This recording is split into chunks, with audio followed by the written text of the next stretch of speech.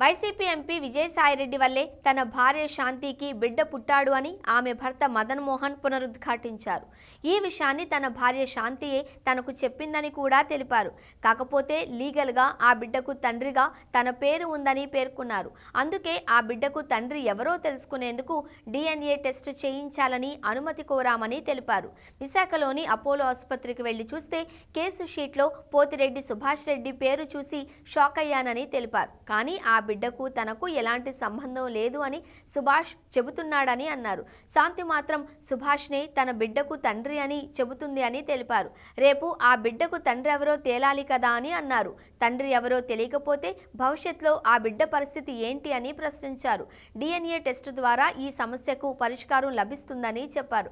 తనకు 2 ఆడపిల్లలు ఉన్నారని, తన భార్య మీద అన్యాయంగా అభాండాలు ఎందుకు వేస్తానని మదన్ మోహన్ ప్రశ్నించారు. తనతో బలవంతంగా సంతకం పెట్టించి విడాకులు తీసుకున్నట్లుగా ఫేక్ డాక్యుమెంట్లు చూపిస్తున్నారని ఆవేదన వ్యక్తం చేశారు.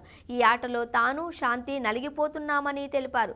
ఈ వివాదం తర్వాత సుభాష్ అజ్ఞాతంలోకి ఎందుకు వెళ్లాడో చెప్పాలని డిమాండ్ చేశారు. విజయసాయిరెడ్డి బెదిరింపులకు కారణమా అని ప్రశ్నించారు.